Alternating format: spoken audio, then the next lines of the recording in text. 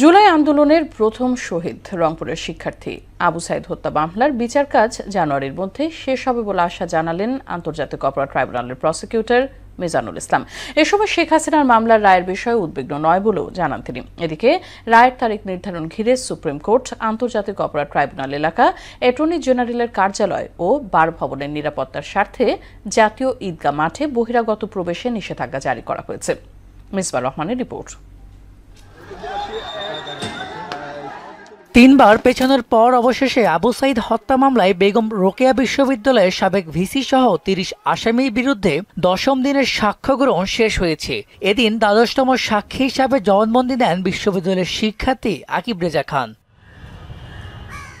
এদিকে এ হত্যার ঘটনায় মানবতাবিরোধী অপরাধের মামলার বিচার আগামী জানুয়ারির মধ্যে শেষ হবে বলে প্রত্যাশা করেছেন প্রসিকিউটর মিজানুল ইসলাম। প্রসিকিউশন মামলা ডিলে করার বা ডিলে হচ্ছে এই ধরনের কোনো চিন্তা করার কারণ নেই।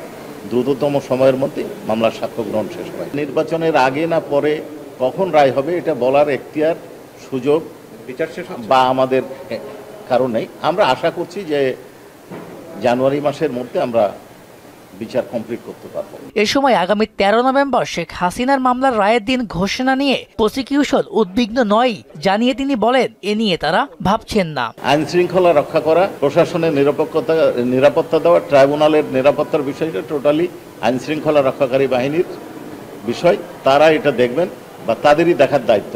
আমরা নিজেদের নিরাপত্তার কোনো অভাব বোধ করছি না। তবে সুপ্রিম কোর্টের ডেপুটি রেজিস্ট্রার ডক্টর আতিকুস সামাদের সই করা বিজ্ঞপ্তিতে শেখ হাসিনা রায় ঘিরে জাতীয় ঈদগাহ মাঠে বহিরাগত প্রবেশের নিষেধাজ্ঞার বিষয়টি উঠে আসে।